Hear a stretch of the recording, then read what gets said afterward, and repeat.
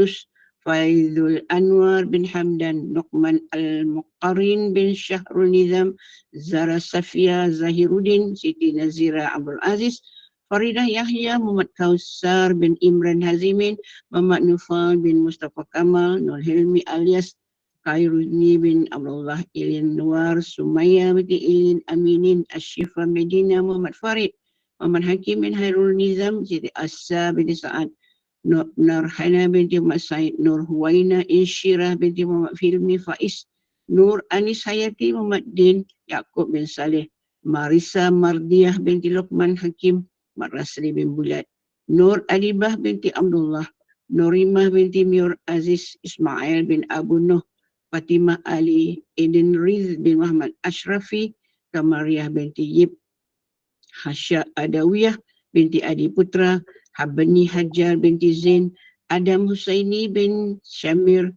Husaini, Nazura binti Zulkifli, Muhammad Hasanul Hadi bin Abdul Samad, sahabat 191 nama yang diseraikan. Dan juga kita doakan pada pagi ini ada jemaah yang kurang sihat, Hasnas, ada beberapa jemaah lain. Mudah-mudahan dengan kita berada di halqa ilmu yang diuji dengan kesihatan yang kurang mengizinkan, mudah-mudahan Allah berikan syifa yang sempurna, dipermudahkan segala urusan kita insya-Allah. Majlis kita diteruskan dengan mempersilakan yang berbahagia Al-Fadil Ustaz Elin Aminin Muhammad Saleh untuk memimpin bacaan surah Yasin, doa dan seterusnya menyampaikan tazkirah kisah-kisah dari Al-Quran. Dipersilakan. Terima kasih. Assalamualaikum warahmatullahi wabarakatuh. Bismillahirrahmanirrahim. Alhamdulillahi rabbil alamin. Wassalatu wassalamu ala ashrafil anbiya'i wal mursalin. Sayyidina Muhammadin wa ala alihi wa ashabihi ajma'in. Rabbi shrah li sadri wa yassir li amri. Wahlul 'uqdatam min lisani yafqahu qawli. Amma ba'd. Alhamdulillah, syukur kepada Allah pada pagi ini Allah perkenankan kita untuk kita saling mengingat, saling bermuhasabah. Bak kata orang tua, andainya hujan lebat mencurah, eloklah kita membawa payung. Andainya kawan terkena musibah, eloklah kita segera menolong. Kira-kira macam itulah. Ada yang kurang sihat, ada yang sedang dalam keadaan kita sebut proses penyembuhan. Bak kata orang-orang tua, kerat-kerat kayu di ladang hendak dibuat hulu cangkul. Betapa berat matanya memandang, berat lagi bahu mereka yang memikul. Jadi maknanya kita pikul, kita ni berat mata kita memandang orang yang tak sihat. Tapi sebenarnya orang yang tak sihat tu berat lagi dia yang memikul. Jadi kita dari sini kita mendoakanlah. Mudah-mudahan insya-Allah mereka itu semua dinaungi dengan keafiatan, kesihatan, mudah-mudahan insya-Allah. Pagi ni saya boleh terpantun-pantun pula. Macam mana boleh tak perasan? Nampak tu. Ya Allah, itulah. Mungkin terkejut dengar pantun agaknya. Wallahu a'lam. Allahu akbar. Baik. Dengan saya terkejut.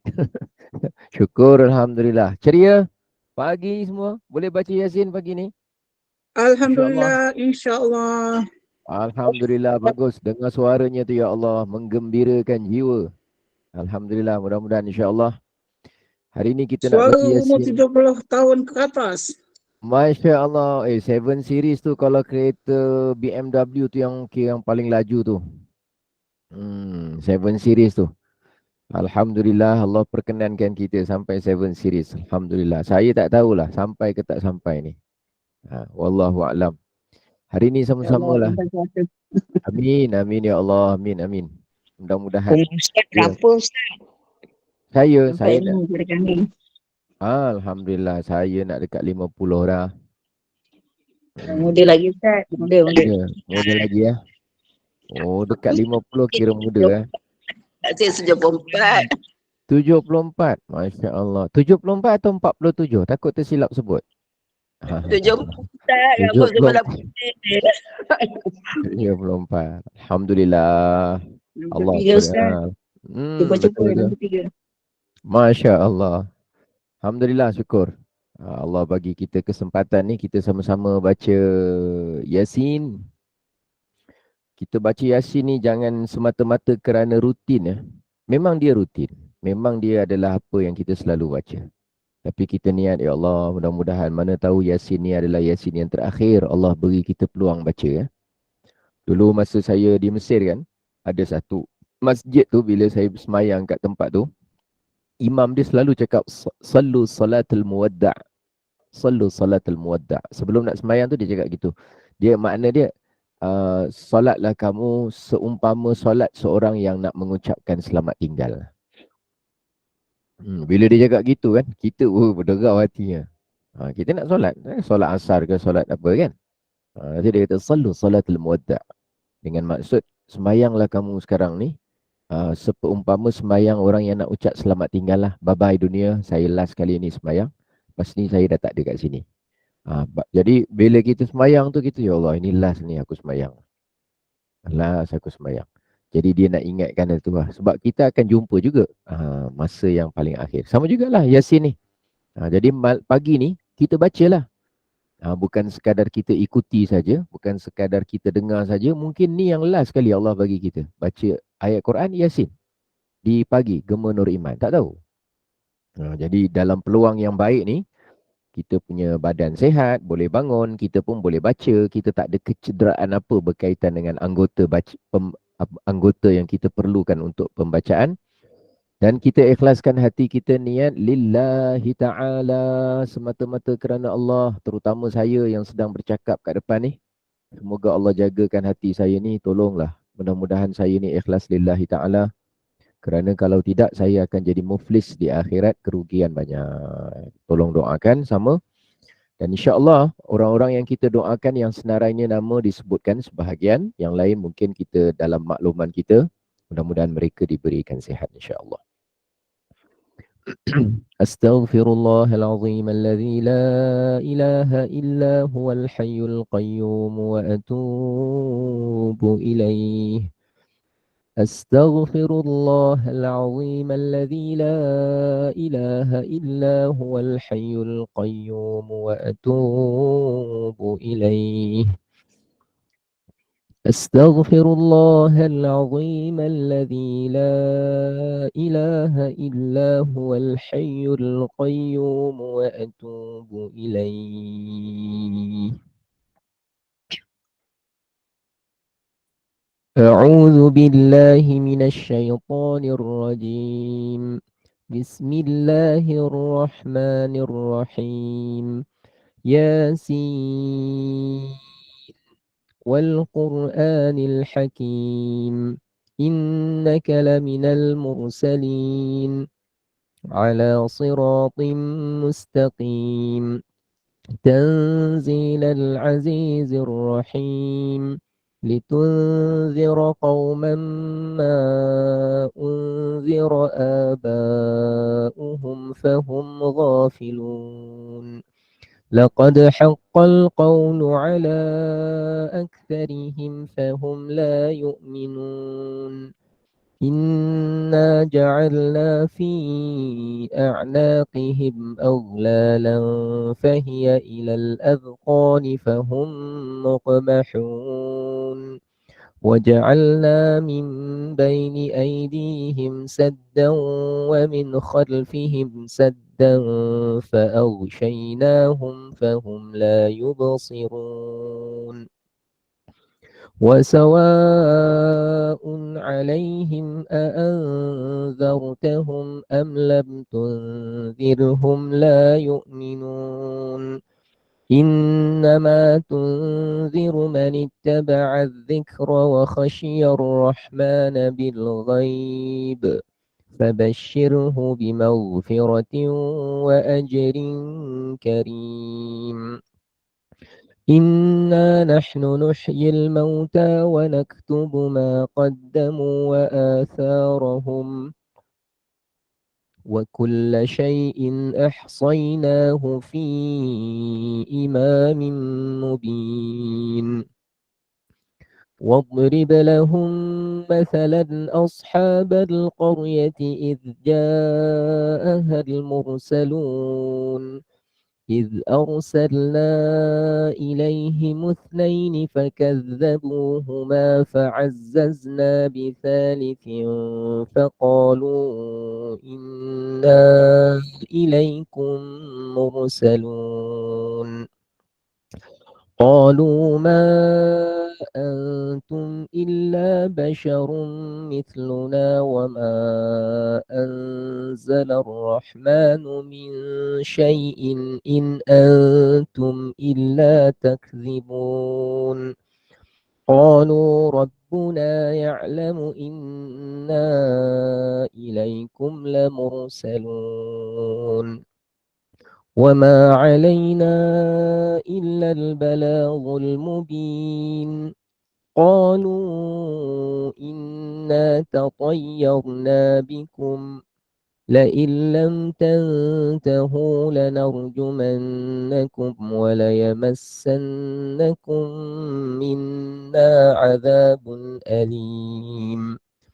قالوا طائركم معكم أئن ذكرتم بل أنتم قوم مسرفون وجاء من أقصى المدينة رجل يسعى قال يا قوم اتبعوا المرسلين اتبعوا من لا يسألكم أجرا وهم مهتدون وما لي لا أعبد الذي فطرني وإليه ترجعون أأتخذ من دونه آلهة إن يردني الرحمن بضر لا تغن عني شفاعتهم شيئا ولا ينقذون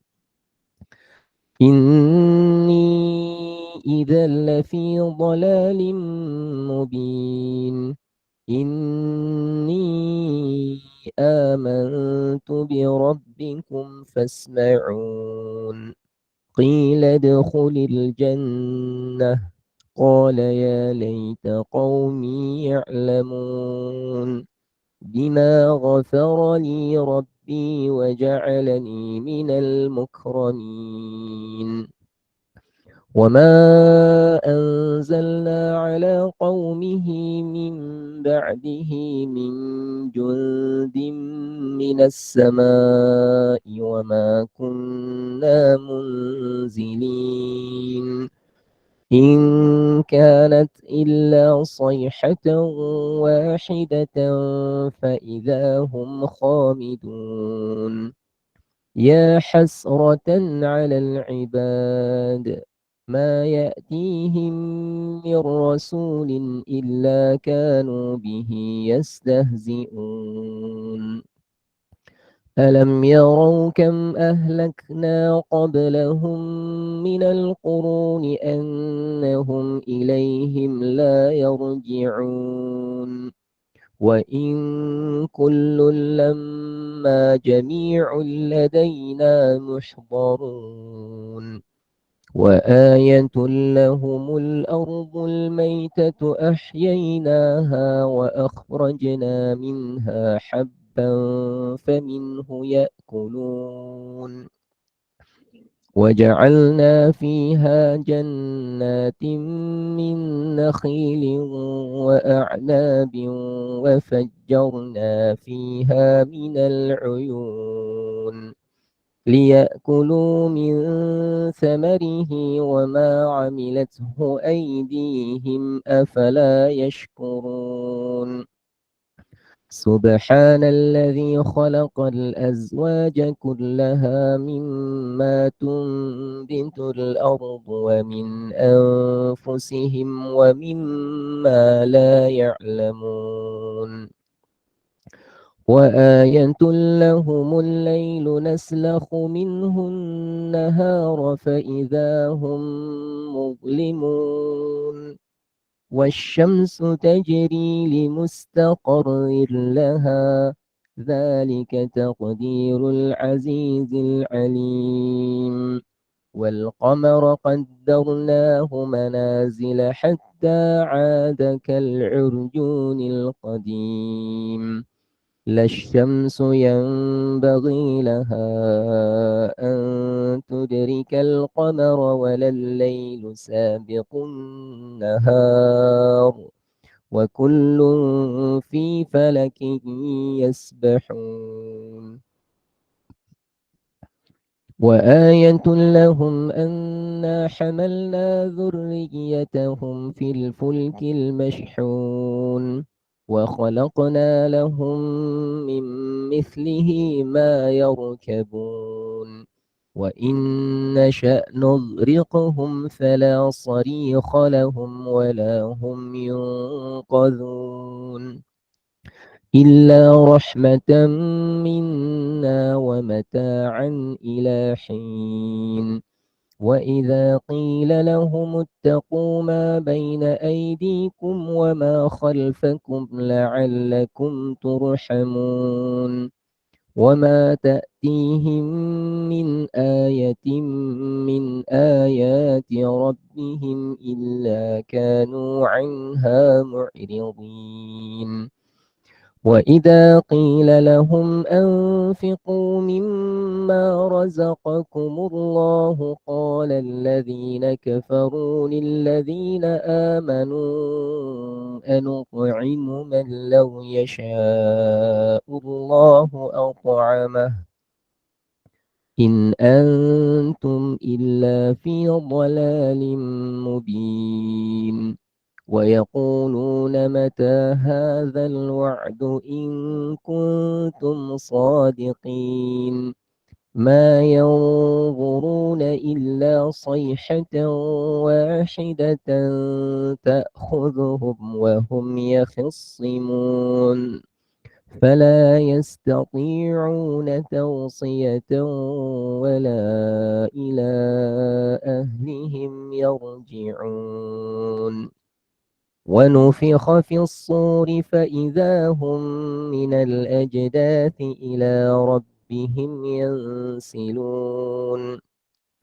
قالوا يا ويلنا من بعثنا من مرقدنا هذا ما وعد الرحمن وصدق المرسلون إن كانت إلا صيحة واحدة فإذا هم جميع لدينا محضرون فاليوم لا تظلم نفس شيئا ولا تجزون إلا ما كنتم تعملون إن أصحاب الجنة اليوم في شغل فاكهون هم وأزواجهم في ظلال على الأرائك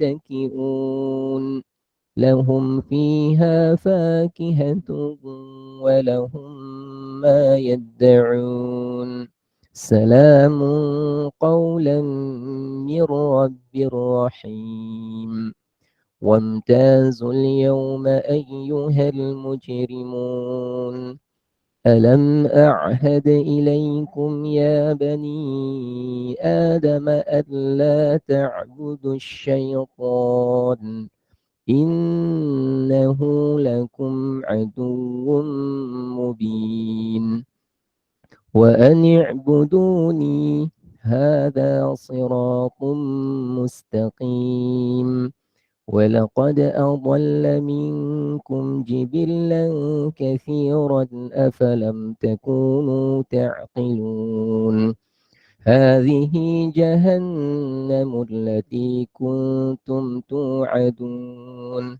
اصلوها اليوم بما كنتم تكفرون اليوم نختم على أفواههم وتكلمنا أيديهم وتشهد أرجلهم بما كانوا يكسبون ولو نشاء لطمسنا على أعينهم فاستبقوا الصراط فأنى يبصرون ولو نشاء لمسخناهم على مكانتهم فما استطاعوا مضيا ولا يرجعون ومن نعمره ننكسه في الخلق أفلا يعقلون وما علمناه الشعر وما ينبغي له إن هو إلا ذكر وقرآن مبين لينذر من كان حيا ويحق القول على الكافرين أولم يروا أنا خلقنا لهم مما عملت أيدينا أنعاما فهم لها مالكون وذللناها لهم فمنها ركوبهم ومنها يأكلون ولهم فيها منافع ومشارب أفلا يشكرون واتخذوا من دون الله آلهة لعلهم ينصرون لا يستطيعون نصرهم وهم لهم جند محضرون فلا يحزنك قولهم إنا نعلم ما يسرون وما يعلنون أولم ير الإنسان أنا خلقناه من نطفة فإذا هو خصيم مبين وضرب لنا مثلا ونسي خلقه قال من يحيي العظام وهي رميم قل يحييها الذي أنشأها أول مرة وهو بكل خلق عليم الذي جعل لكم من الشجر الأخضر نارا فإذا أنتم منه توقدون أوليس الذي خلق السماوات والأرض بقادر على أن يخلق مثلهم بلى وهو الخلاق العليم إنما أمره إذا أراد شيئا أن يقول له كن فيكون فسبحان الذي بيده ملكوت كل شيء وإليه ترجعون استغفر الله بسم الله الرحمن الرحيم الحمد لله رب العالمين والصلاة والسلام على أشرف الأنبياء والمرسلين سيدنا ومولانا وحبيبنا ونبينا محمد وعلى آله وأصحابه الطيبين بسم الله الشافي بسم الله الكافي بسم الله المعافي بسم الله الذي لا يضر مع اسمه شيء في الأرض ولا في السماء وهو السميع العليم نعوذ بكلمات الله التامات من شر ما خلق اللهم عافنا واشف مرضانا ومرضى المسلمين وارحم موتانا وموتى المسلمين وعافنا وعافهم من كل بلاء الدنيا وعافنا وعافهم من كل بلاء الدنيا وعافنا وعافهم من كل بلاء الدنيا وعذاب الآخرة اللهم اشف مرضانا اللهم اشف مرضانا اللهم اشف مرضانا Ya Allah, sembuhkanlah, sihatkanlah, afiatkanlah orang-orang yang sakit di kalangan kami. Sembuhkanlah, sihatkanlah, afiatkanlah orang-orang yang diuji dengan kesakitan di antara kami.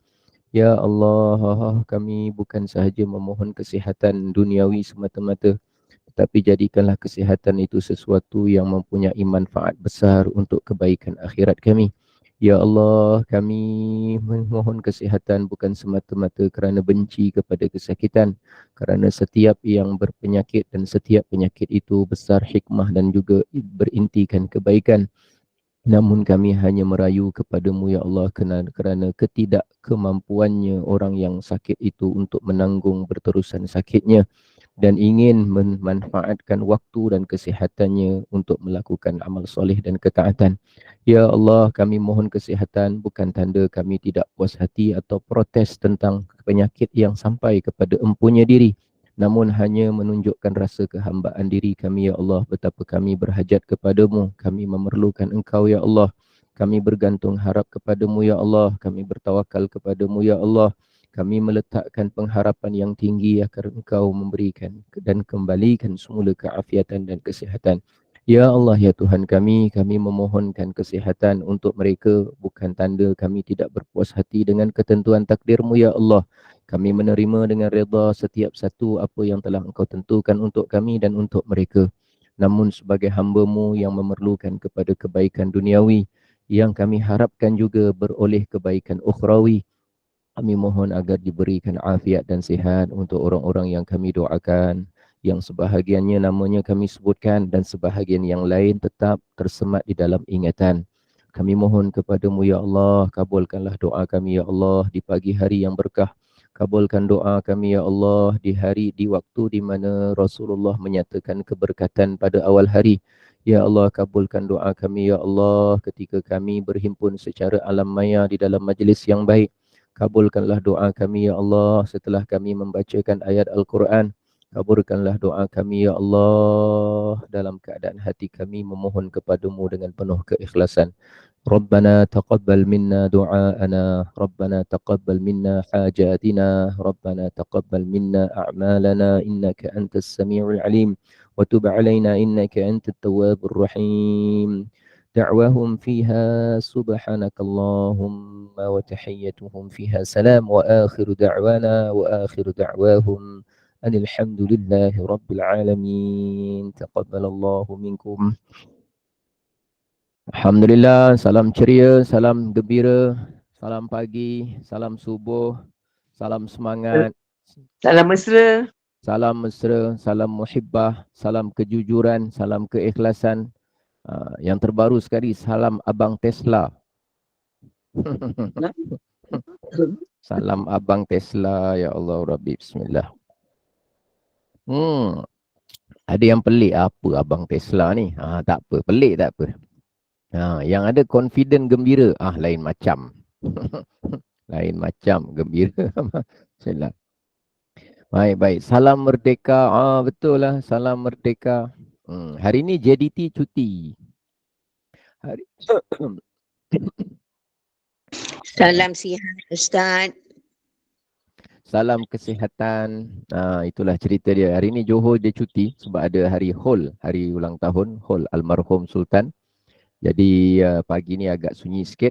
Sunyi daripada kereta yang banyak-banyak lah. Ada mungkin sebahagian orang dia pergi orang kata istilah kita mencari rezeki. Baik. Syukur Alhamdulillah. Mudah-mudahan semuanya. Tahniah Ustaz. Tahniah Johor. Hari ni keputeraan. Saya suka Sultan Johor. Itulah keputeraan. Hari itu silap sebut tadi. Keputeraan. Saya tersebut lain salah sebut hari keputeraan. Jadi hari ini cuti. Hari ini cuti dekat negeri sini. Dan biasalah budak-budak sekolah pun seronoklah dia cuti . Dan apa cerita pagi ni? Sebelum saya nak masuk kepada tajuk yang ingin saya sampaikan. Tajuk hari ni dia macam agak berat sikit, tapi tak apalah. Hari ni Hol almarhum Hol almarhum lah, betul lah saya sebut tadi kan.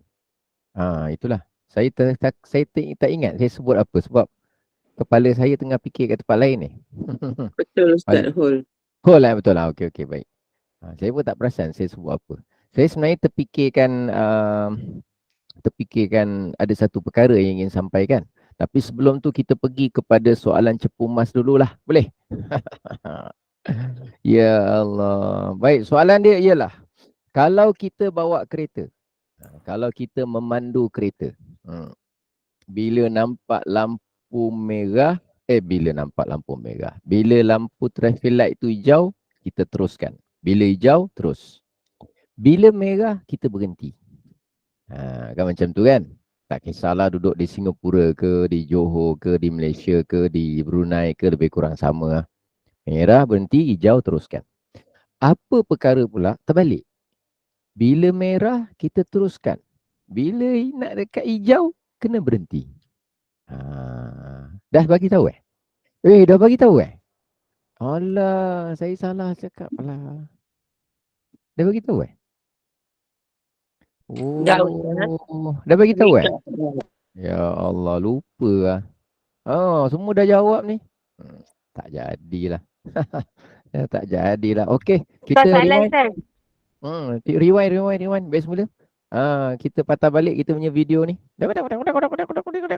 Patah balik semua. Dia rewind semula lah. Patah balik semula ke belakang. Allahu Akbar. Baik, hari ni kita nak tengok satu kes, dia bukan kisah lah, tapi satu pembelajaran yang agak berat sikit, tapi tak apalah, saya share saja. Mudah-mudahan ada manfaat dia. Kalau kita tak biasa, tak apalah, mungkin kali ni adalah kali pertama kita mendengarnya. Baik, yang saya nak kongsi ni ialah ada yang buat teki-teki bateri dengan pensel mana lagi pandai? Uish, susah nak jawab ni. Baik, okey. Ini kita nak tengok sikit benda yang agak berat, tapi tak apa, sebagai satu pendedahan. Mungkin ini kali pertama, mungkin. Tengok kat sini tajuk dia, ajaran Syiah yang ada dalam kitab-kitab Syiah. Termasuk juga, tapi yang bawah tu kita kemudian nanti. Ajaran Wahabi dalam kitab-kitab Wahabi. Cuma saya nak cerita ni, fokus saya pada ajaran Syiah. Dua-dua ajaran yang salah, dua-dua ajaran yang menyimpang. Tapi yang senang dikenal ialah ajaran Syiah. Syiah ni sebab dia punya kesalahan jelas. Kalau ajaran Wahabi dia berbahaya, tapi kesalahan dia sukar dikenal pasti. Sukar. Kita akan nampak, dia pakai hadis sahih juga.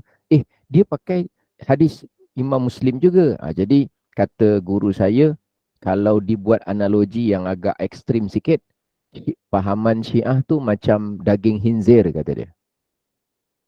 Kalau ajaran Wahabi tu ibarat daging beracun. Daging khinzir dengan daging beracun, daging kambing tapi letak racun banyak-banyak. Kalau makan, secara adat, bukan kita tak tahulah takdir. Secara adat, kalau ada orang makan daging babi dengan makan daging beracun, kira-kira lah, ni secara umum lah, agak-agak makan yang mana satu mati cepat. Mati dululah. Beracun, Ustaz. Daging beracun kan? Ya. Daging beracun. Tapi daging beracun, oleh kerana dia tu daging tu kambing, orang tak perasan. Orang tak perasan. Tapi kalau daging babi, ni daging babi, saya tak nak makan. Dia sungguh-sungguh tolak sebab dia kenal. Tapi kalau daging beracun, dia nampak macam sedap. Tapi bila dia makan, rupanya dia makan terus sakit perut, turun macam nak matilah senang cerita. Jadi bahayanya ajaran Syiah ni macam daging khinzir. Maknanya orang kenal, senang dan orang menjauhi. Tapi daging beracun, orang tak kenal. Tapi yang itu orang sanggup makan. Tapi bila dah terkena, memang dia punya matinya bukan mati nyawanya, tapi mati dia punya akidahnya, mati dia punya kepercayaan dia. Seumpama itulah. Saya bila dapat analogi tu baru saya dapat faham, rupanya macam tu cara kita nak memahami benda tu. Tapi tak apa, kita tak nak pergi jauh-jauh dulu. Kita nak pergi jalan-jalan sikit. Ini enactment Pentadbiran Islam Negeri Johor, tak apa, saya abaikan. Cuma saya nak bawa ni fakta dia. Yang pertama sekali, kita syukur kepada Allah bahawa agama Islam yang mula-mula dalam sejarah lah, yang mula-mula sampai ke negara kita, sampai di tanah Nusantara ni, maknanya Indonesia, Malaysia, Singapura, Brunei, Selatan Thailand, sedikit di Filipina. Mula-mula Islam yang sampai kat kita sejak daripada zaman Nabi sampai sekarang, antara yang mula-mula sampai adalah Islam dalam versi Ahli Sunnah wal Jamaah. Untuk pengetahuan semua, tidak semua tempat di muka bumi ni versi Islam yang sampai kat dia adalah Ahli Sunnah wal Jamaah. Tapi majoriti Ahli Sunnah. Sebahagian tempat, bila dia dapat je agama Islam, orang yang memperkenalkan dia adalah orang yang berfahaman Syiah. Akhirnya orang kat kawasan tersebut, katalah dia tu asalnya beragama kaum pagan ataupun kaum kufur, kaum syirik. Bila dia masuk agama Islam, yang dia kenal mula-mula adalah Syiah. Sebahagian tempat, sebahagian orang diuji begitu oleh Allah. Tapi syukur kat tempat kita, mula-mula yang sampai dekat tempat kita adalah versi Ahli Sunnah wal Jamaah. Oleh kerana itu, kita tengok Islam berkembang di Indonesia, di Malaysia, di Tanah Melayu tempat kita, di selatan Thailand sebahagian, di Sabah dan Sarawak pada sebahagian tempat, dan paling luas sekali kalau kita nampak di negara jiran kita lah, Indonesia. Islam tu sebar. Jadi kita syukur pada Allah. Dan kita syukur ulama kita dulu bertungkus lumus untuk mengajarkan benda itu dari satu generasi ke satu generasi. Sekarang lain, ada media, ada alat yang cukup, kitab yang banyak, material yang serba lengkap untuk buat sekolah, untuk apa. Zaman dulu kalau tak betul-betul mujahadah, tak belajar orang. Zaman dulu kalau tak betul-betul sungguh-sungguh mengajak orang belajar, mengajak orang supaya mengaji, orang tak mengaji, orang cuma habis pergi kebun, balik kebun, pergi kerja, balik kerja, pergi bawa lori, habis gitu je. Tapi ada sebahagian orang di kalangan orang-orang terdahulu, mereka korbankan hidup dia. Maknanya tak apalah, aku tak makan sedap macam orang lain, janji aku dapat menyampaikan ilmu. Sama sekarang dah beza. Kalau tak pergi kepada majlis ilmu tu, kira tak tahulah, dalam bahasa kasarnya, tak tahulah yang kau sebenarnya nak apa lagi dalam hidup. Bahasa kasarnya gitu. Kalau zaman dulu, lain suasana corak dia punya keterdesakan untuk mencari penghidupan. Nak dapatkan air je habis masa 2-3 jam. Dengan angkutnya, dengan tuangnya, dengan pindahnya, dengan tutup. Kita sekarang kalau nak air, buka paip aja air dah keluar. Dulu air untuk kegunaan harian. Sekarang air nak minum pun tinggal tekan aja. Maknanya Allah dah lorongkan kita dalam urusan mengurus kehidupan yang mendapatkan air saja, kita dah jimat 2-3 jam. Kenapa 2-3 jam yang Allah dah lapangkan untuk kita tu, kita tak gunakan untuk menggali, mempelajari ilmu, memperbaiki diri. Sebab tu kalau orang tak buat juga majlis ilmu, dalam bahasa kasar dia, engkau sebenarnya nak apa lagi dalam hidup? Itu baru cerita bab air tu. Belum cerita bab cari makan, belum cerita bab pendapatan, belum cerita bab apa. Tapi manusia dia tak pernah puas, jadi akhirnya dia mencari sesuatu. Jadi saya nak cerita tu tentang syukurnya kita, versi yang sampai kepada kita adalah versi Ahli Sunnah wal Jamaah. Okay, kemudian seiring dengan adanya pertarungan ataupun kita sebut pertembungan sejarah di negara luar ketika Daulah Osmaniyah dan juga Daulah Negara Safawiyah, maka ada satu fahaman yang bertentangan Ahli Sunnah yang cuba juga pergi ke negara-negara yang sudah diislamkan, sudah diahli sunnahkan, maknanya Islam versi ahli sunnah, mereka datang untuk sebarkan. Dan untuk pengetahuan semua, ajaran yang bertentangan dengan ahli sunnah, biasanya dia tak datang dekat negara yang tidak Islam. Contoh ginilah. Tak apa ya, hari ni kita cerita berat sikit je. Saya cuba berat sikit je hari ni. Contohnya lah, Nabi, para sahabat, kalau menyebarkan Islam, membuka negara-negara baru, cara pendekatan dia ialah pergi ke negara yang tidak Islam. Negara yang sembah berhala, raja-raja yang sembah dewa-dewa, mereka akan sebarkan Islam. Dan Islam yang disebarkan tu confirm, memang versi Ahli Sunnah wal Jamaah. Tapi berbeza dengan ajaran Syiah dengan Wahabi. Dan dulu ada satu lagi nama dia Mu'tazilah. Ajaran yang sesat ni, selalunya dia suka sebarkan ajaran dia ke tempat, ke negara yang dah Islam. Dia tak pergi kat negara-negara yang kufur, syirik apa, dia tak pergi. Sebab dia suka pergi kat negara yang dah Islam dan dia suka sebarkan ajaran dia supaya orang yang dah Islam, dia tukarkan fahaman orang yang sudah pun Islam. Benda ini berlaku dalam sejarah dah beratus-ratus tahun. Dia punya pusingan sejarah dia, dia punya rekod dia sama aja. Jadi saya tak pelik kalau kenapa di Malaysia Wahabi cuba nak sebar. Sebab negara kita dah Islam. Dah berpuluh tahun dengan versi Ahli Sunnah wal Jamaah. Dia akan datang. Seperti juga di Indonesia. Seperti juga di negara Arab. Dan memang macam tu cara mereka menyebarkan. Berbeza dengan para sahabat, para tabi'in. Mereka datang ke negara yang tidak Islam. Dan ketika Ahli Sunnah, Islam Ahli Sunnah wal Jamaah tersebar di negara kita, di tanah Melayu, di Nusantara, Indonesia, Singapura apa semua, mereka dulu, orang terdahulu dulu, sebahagian mereka tu orang yang tak ada agama. Dan mengikut agama kepercayaan nenek moyang setempat. Tapi disebarkan agama Islam. Jadi bezanya dekat situlah. Itu benda fakta yang kita kena tangkap dulu awal-awal. Baik, kemudian. Dan adalah perbezaan fahaman di antara ajaran. Salah satu ajaran yang tersebar tu adalah ajaran Syiah. Dan salah satu daripada antara perkara yang menjadi pegangan Syiah yang berbeza dengan kita, ini yang saya paparkan. Kita ambil makluman sikit. Yang pertama kita tengok sebelah kiri ni, isu dia apa? Ni sebelah kiri ni. Ini isu dia. Yang kedua, apa pendirian kita? Pendirian kita yang tengah-tengah ni. Yang nombor 2 ni. Ahli Sunnah. Yang ketiga, apa yang dipegang oleh sebahagian orang-orang Syiah. Okey. Dekat sini kita tidak bertujuan, ni disclaimer, saya tidak bertujuan menghina orang Syiah kerana kita pun tak tahu macam mana keadaan kita, bukan tujuan menghina. Yang kedua, kita bukan bertujuan untuk mengutuk dan mencaci maki. Penerangan saya pagi ni. Dan yang ketiga, bukan tujuan untuk mempertembung atau menggaduh-gaduhkan antara Ahli Sunnah dengan Syiah. Bukan itu tujuan saya. Tiga-tiga bukan. Lillahi ta'ala. Mudah-mudahan Allah jaga niat saya.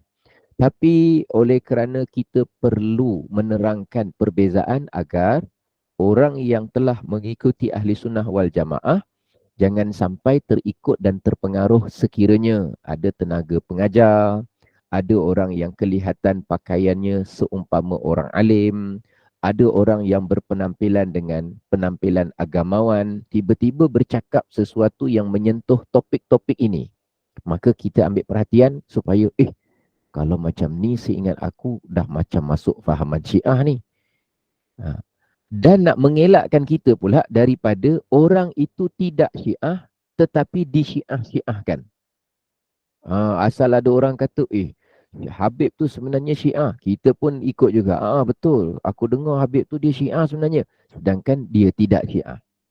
Kerana kita tak ada pengetahuan, orang yang tidak Syiah, kita Syiah-Syiahkan dia. Orang yang menyebarkan ajaran Syiah pula, kita tak perasan dia sedang menyebarkan ajaran. Jadi kita perlukan pengetahuan.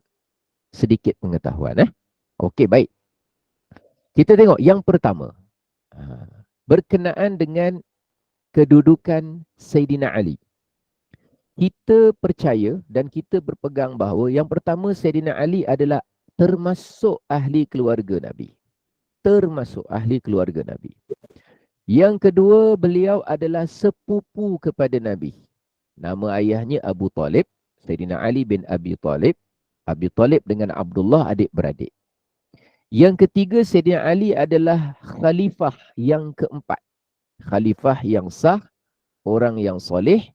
Dan pada masa yang sama, beliau adalah orang yang dijamin ahli syurga. Jadi oleh kerana kita sebut khalifah yang keempat, yang sah, bermaksud khalifah sebelumnya 3 orang, ketiga-tiganya juga adalah sah. Ini pendirian kita. Kita sayang tak? Sayang. Yang kedua, perbezaannya dengan Syiah ialah Syiah sayang juga. Jadi tentang sayang, sama-sama sayang. Tapi cara memaham dalam urusan sayang tak sama. Mereka memandang Sayyidina Ali sepatutnya menjadi khalifah pertama.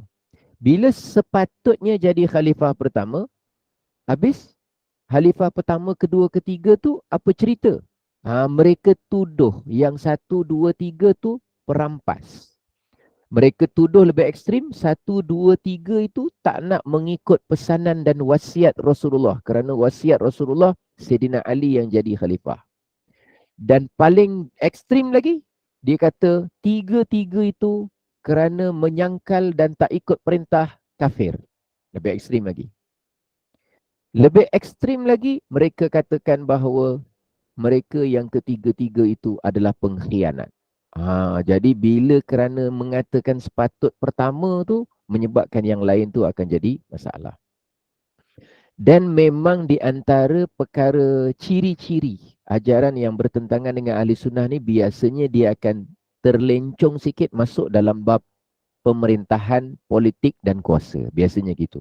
Mu'tazilah macam tu, Syiah macam tu, Wahabi juga macam tu. Biasanya mereka suka menghalakan kefahaman tu kepada yang namanya kuasa ataupun politik. Ya.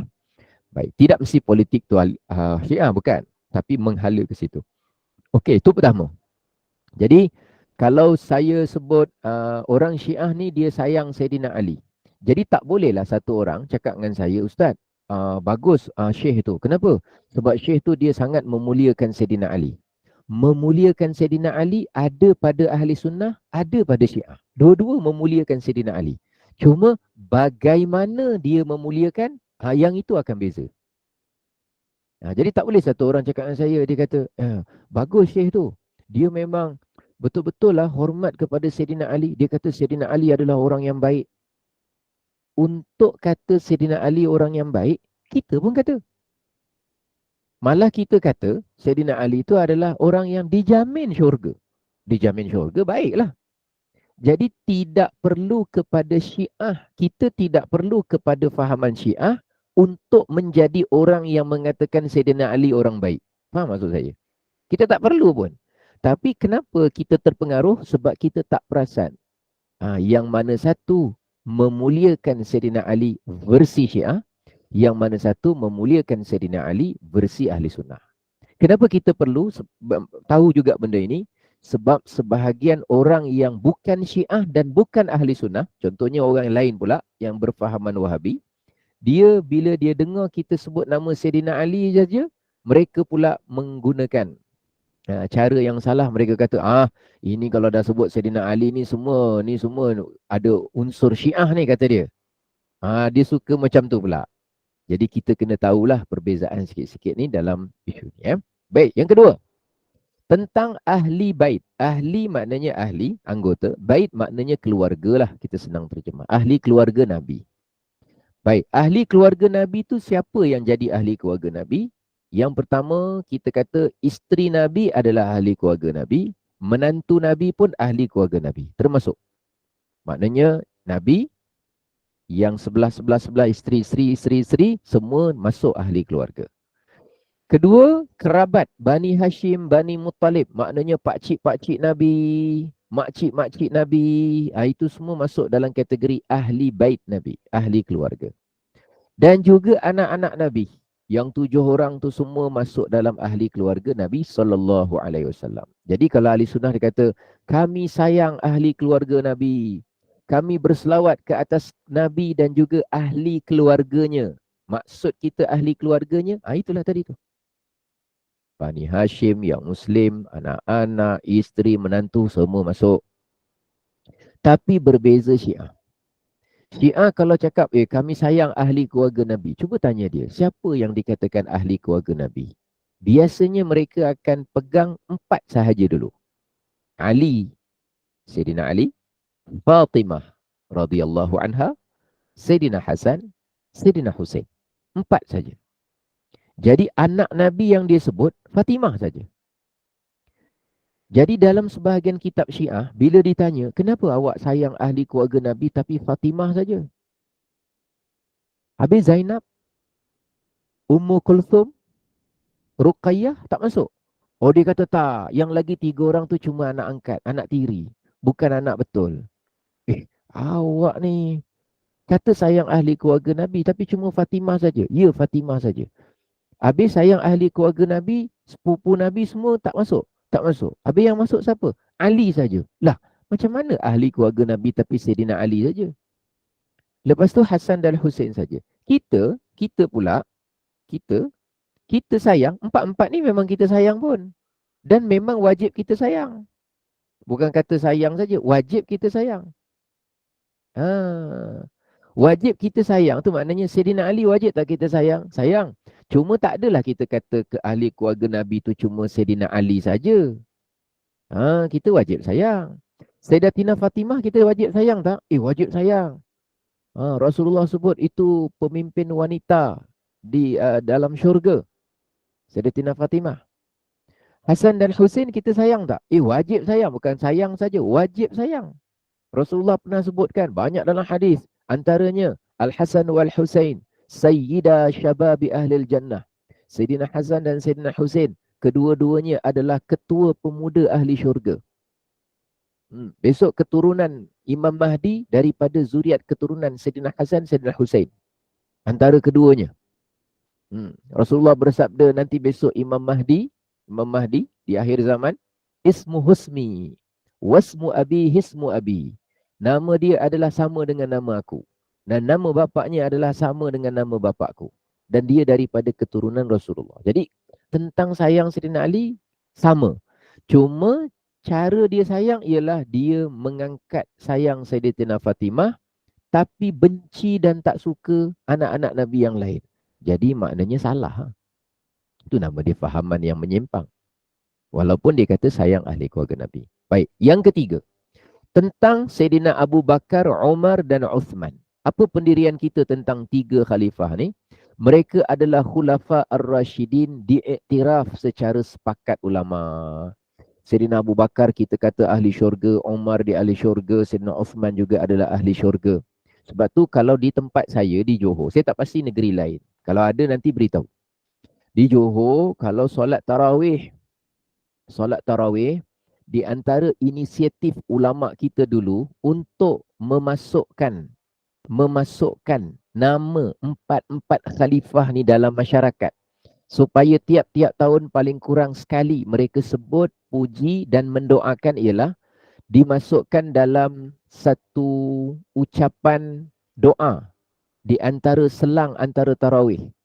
Selang antara tarawih lepas 4 rakaat, nanti dia akan sebut Sayyidina Abu Bakr As-Siddiq radhiyallahu anhu wa nafa'ana bihi fid dini wad dunya wal akhirah. Maksud dia apa tahu? Bilal tu kata, tuan-tuan, marilah sama-sama kita mendoakan Abu Bakar As-Siddiq. Tuan-tuan sebutlah radhiyallahu anhu. Maknanya tuan-tuan doakanlah dia diredai oleh Allah. Makmum pun jawab, radhiyallahu an. Allah meredai dia. Wa nafa'na bihi fid dini wad dunya wal akhirah. Semoga Allah memberikan banyak manfaat kepada kita dengan sebab Sayyidina Abu Bakar, sama ada urusan dunia kita dan urusan akhirat kita. Itu disahut oleh makmum macam tu. Tempat saya. Dekat Singapura ada juga. Baguslah. Dekat Singapura pun ada. Selangor ada juga. Selangor ada juga. Itu sebenarnya tujuan dia apa? Nampak macam doa simple, pendek je, ambil masa 15 saat je, 12 saat. Tapi nak memasukkan elemen betapa kita ni mendoakan dan kita mengiktiraf dan memang Abu Bakar orang baik. Diam-diam sebenarnya tak perasan yang dimasukkan tu tentang akidah sebenarnya. Tapi untuk orang awam sebut macam tu lah. Baik dekat Melaka, Ipoh macam tu juga. Baguslah. Okey, bagus. Maknanya kat Melaka ahli sunnah lah maknanya.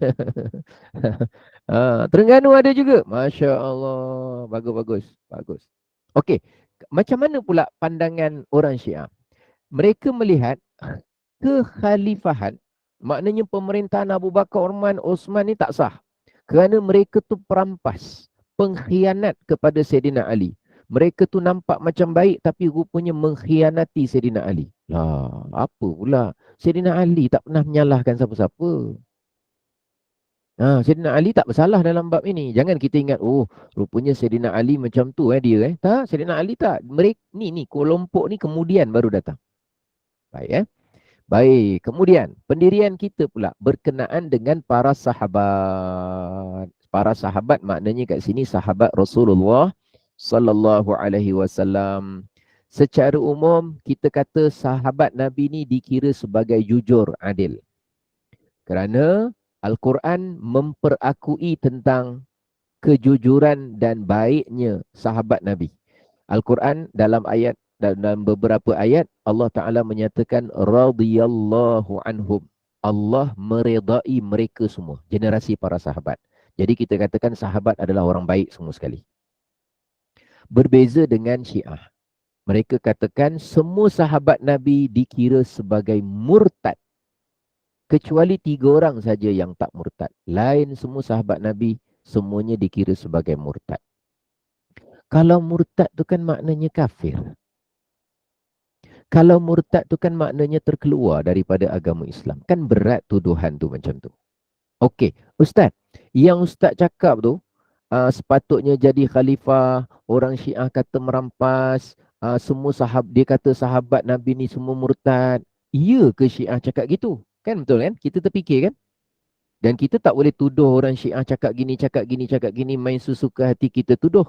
Besok lidah kita nanti bertanggungjawab juga di akhirat sebab kita tuduh-tuduh.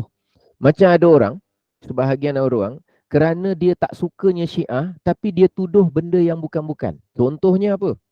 Dia cakap, hari Ashura, diharamkan makan bubur Ashura. Siapa makan bubur Ashura, meniru perbuatan Syiah. Yang ada kata jadi Syiah. Lah, kalau betul pun awak tak suka ajaran Syiah, janganlah nuduh yang bukan-bukan. Dengan bubur pun kena. Bubur tu bukan ajaran. Bubur tu makanan. Awak nak makan pasta Itali ke? Awak nak makan pizza Itali ke? Awak nak makan apa Korea tu, apa nama dia? Alah, makanan Korea tu apa benda nama dia tu? Awak nak makan burger Amerika ke? Kimchi, amboi, Masya Allah. Awak nak makan kimchi Korea ke, ramen ke, apa benda ke? Janji bendanya halal, selesai. Tak adalah orang makan kimchi tu jadi agama apa kat sana saya pun tak tahu. Tak adalah makan burger jadi Kristian. Tak adalah makan yang namanya pasta jadi kafir. Itu makanan selama mana dia halal. Itu cerita lain. Ini makan bubur je. Jadi ada orang dia dalam tak suka ajaran Syiah, tapi dia tuduh-tuduh tu benda yang kepada yang bukan-bukan. Kita pun tak boleh lah buat macam tu. Kita tak boleh buat macam tu. Makan sushi jadi penyembah matahari. Tak boleh lah kan. Itu makanan. Kalau dia halal, kita boleh makan. Kalau dia haram, kalau benda tu haram, ulama sembelih pun tak boleh makan. Contoh babi. Babi kalau ulama yang sembelih halal tak? Ulama, orang alim sembelih. Jawapan ni tak boleh juga. Walaupun yang buat tu, yang masak tu seorang alim, orang soleh. Contoh saja, tak ada orang soleh buat macam tu. Jadi dia bukan sebab siapa masak, siapa apa. Okey, baik. Okey, kita tengok sikit lagi ni. Tapi nanti yang saya cerita ni, dia ada lanjutan dia. Contoh benda-benda macam ni. Nanti saya tengok kat sini dia ada cerita sikit. Apa dia punya, dia cakap dekat kitab dia. Ni kitab dia, dia punya cetakan dia, scan dia. Yang ni potongan kitab dia. Yang saya cakap tadi itulah kitab dia. Yang ni kat kitab dia cakap apa. Apa yang ulama ahli sunnah cakap. Ni dalam kitab. Ni Biharul Anwar. Kitab Arab juga. Kitab Arab juga. Jadi kita ni kalau dalam beli kitab Arab nak kena tengok juga. Dia pula ada dia punya cara hadis dia sendiri. Ni kitab dia. Yang saya cakap tadi dia kata kan. Ada dalam kitab. Terutama antara kitab utama dia Biharul Anwar. Kitab dia apa dia cakap. Lepas tu apa dia cakap lagi dalam dia punya kitab. Tapi ada jawapan balas lah. Ni Syiah memperlekehkan keluarga Nabi dalam kitab apa. Muka surat berapa. Adalah cerita dia. Ni Syiah di tempat lain. Ni contoh. Jadi apa yang dia cakap dekat Usulul Kafi. Ni kitab Syiah juga. Contohnya macam tu lah. Nanti kita cerita. InsyaAllah. Ni saya just laju-laju dulu nak share sikit. Ni contoh kitab-kitab. Ada yang dalam kitab mereka sebelum nak masuk bilik air doa laknat dulu. Kita kalau masuk bilik air, Allahumma inni a'udzubika minal khubuthi wal khaba'ith. Tapi kalau orang Syiah masuk bilik air, ya Allah laknatlah Abu Bakar. Jadi, sekejap. Dia ada satu doa dia. Sekejap ni banyak ni cerita saya nak cerita ni. Tapi saya sabar dulu ni. Mana dia punya... Ni kitab-kitab dia ni. Usulul Kafi. Baik Saya pun tak ingat dia punya slide macam mana ni. Tapi ada lah. Tapi nanti saya cerita. InsyaAllah. Nanti saya nak cerita ni. Saya nak beritahu bahawa yang kita bincangkan ini insya-Allah dia ada dia punya sebab sandaran dia, kenapa dan sebagainya. Baik, kita kembali nak cerita sikit lagi ni. Baik, kita pula dalam ni tadi, yang ni tadi, kita faham yang ni dulu je. 7 perkara ni asas.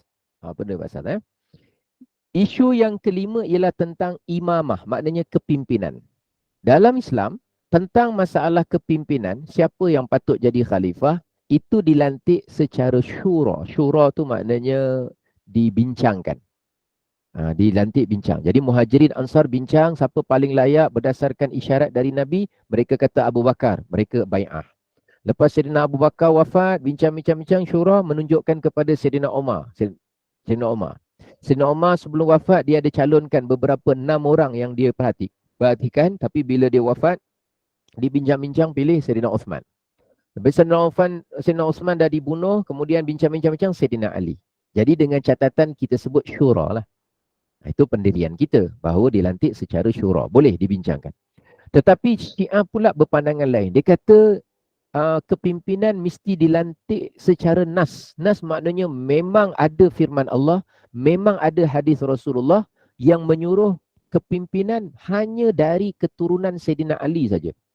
Siapa yang bukan zuriat keturunan Sayyidina Ali tak boleh jadi pemerintah. Tak boleh jadi khalifah. Jadi kenapa kata gitu? Sebab dia kata mereka adalah maksum dan darjat mereka tidak dapat dicapai oleh para malaikat. Hatta nabi-nabi yang lain pun tak boleh mencapai darjat Sayyidina Ali dan keturunannya.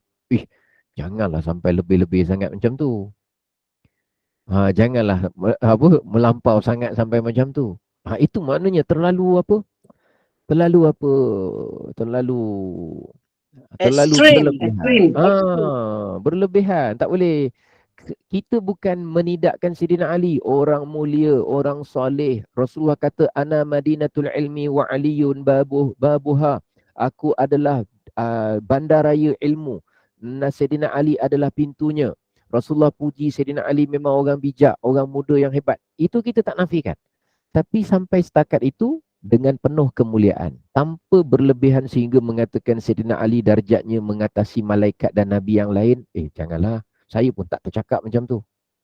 Tak tercakap. Tanpa kita mengurangkan sedikit pun kehebatan Sayyidina Ali.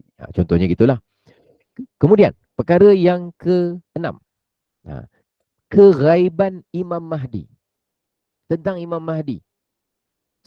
Kita tidak percaya bahawa Imam Mahdi tu ghaib lah, ghaib. Tak ada. Kita percaya bahawa beliau akan lahir nanti di akhir zaman. Cerita tentang Imam Mahdi, hadis-hadis yang sahih. Cerita Imam Mahdi adalah cerita hadis-hadis yang sahih. Dan beliau adalah keturunan Rasulullah. Rasulullah dah beritahu dah. Ismu Husmi, nama dia nama aku. Nama bapa dia nama bapa aku. Maknanya nama dia Muhammad bin Abdullah. Tapi bukan bermakna setiap orang Muhammad bin Abdullah dia lah Imam Mahdi. Belum tentu, tak tahu. Cuma ceritanya Imam Mahdi nanti begitulah keadaan dia. Tapi tak adalah kita kata dia sebenarnya dah ada. Tapi dia ghaib. Dia keluar balik. Orang Syiah menganggap bahawa Muhammad bin Al-Hasan Al-Askari adalah anak kepada Imam Syiah. Imam yang ke-11 Syiah. Bukan Imam Syiah. Imam yang ke-11 di sisi Syiah. Jadi dia kata dia dah meninggal. Orangnya dah meninggal. Tapi dia kata dia tu sebenarnya ghaib dan dia akan muncul semula nanti di akhir zaman. Jadi kita tak kata macam itulah. Dan benda yang paling bahaya, yang paling kritikal sekali ialah tentang Al-Quran. Nombor 7.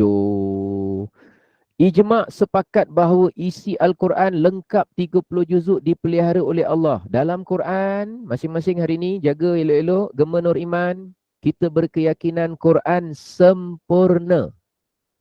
Tak ada tambah, tak ada kurang, tak ada tersalah, tak ada tersilap, tak ada terhilang.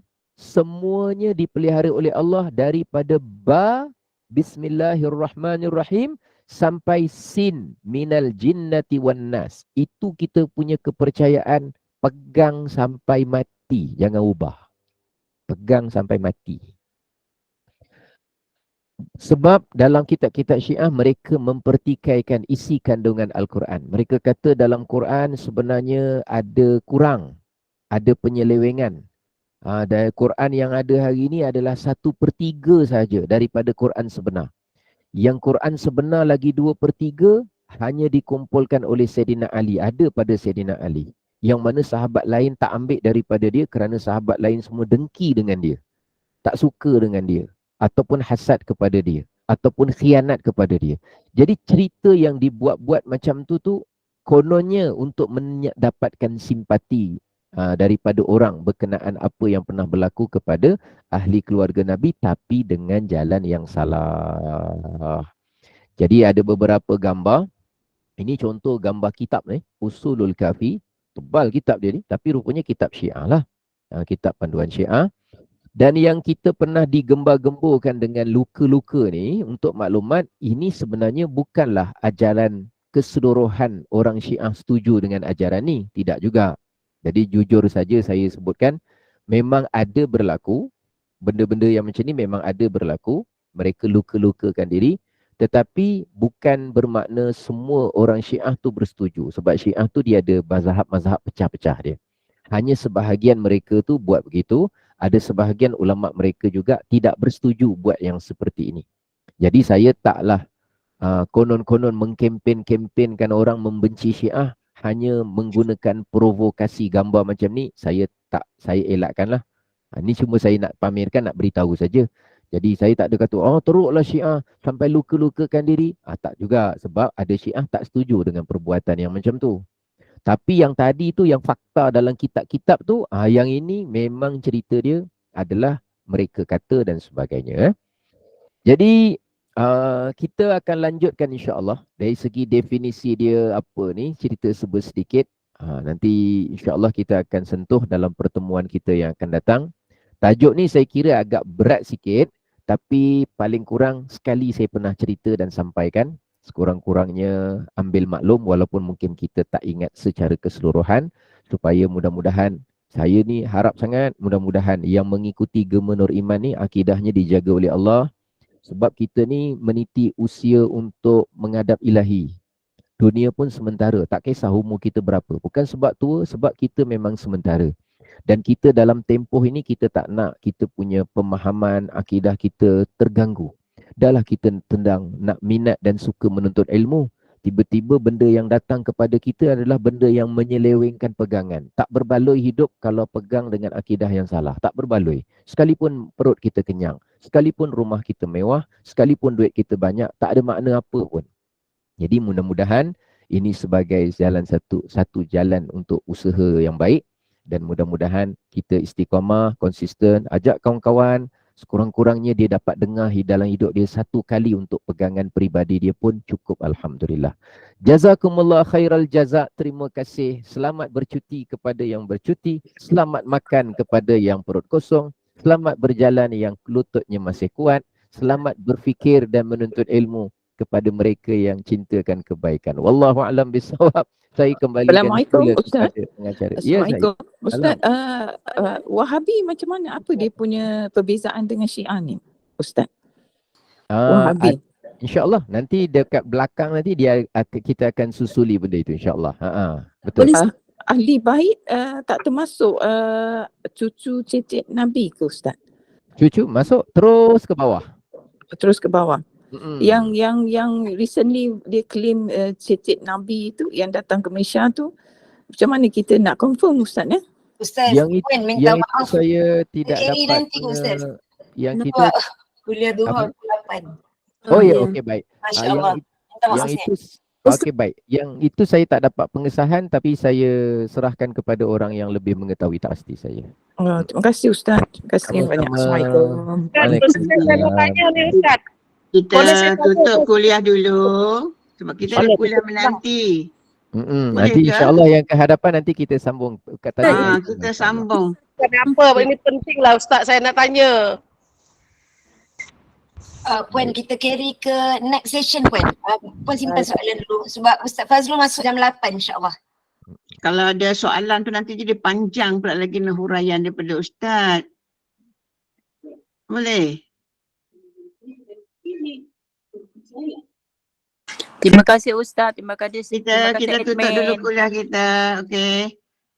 Jadi alhamdulillah, amin, Allahumma ya amin, jazakallah khairan kasiran kepada yang berbahagia Al-Fadhil Ustaz Elin Aminin bin Muhammad Saleh yang telah pun menyempurnakan kuliah kita pada pagi ini.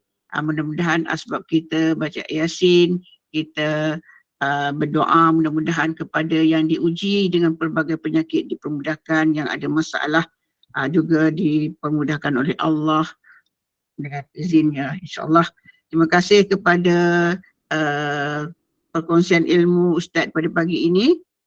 Jadi mudah-mudahan kita dapat tingkatkan kefahaman ilmu dan kita kurangkan kekeliruan kita, dan kita terus berpegang kepada akidah dan kita dalam peliharaan Allah SWT tentang akidah kita, iaitu akidah ahli sunnah wal jemaah.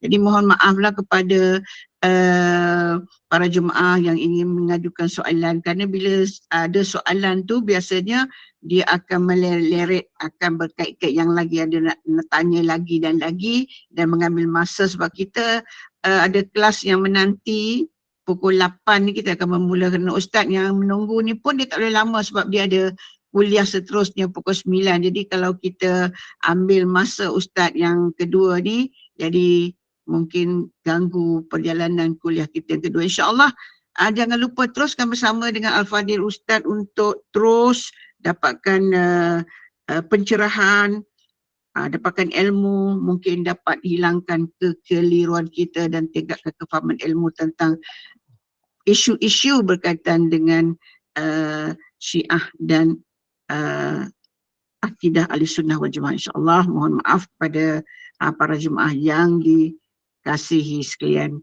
Dan terima kasih kepada tim Gabungan Iman, kepada juga jemaah yang terus bersama kita. Mudah-mudahan Allah tingkat kita, berikan kita, hiasi diri kita dengan ketakwaan, anugerah nikmat yang melimpah ruah dan ringankan langkah kita ke dalam kebaikan. Dan tidak lupa pihak Gabungan Iman merakamkan sanah hilwah kepada yang menyambut ulang tahun kelahiran pada hari ini.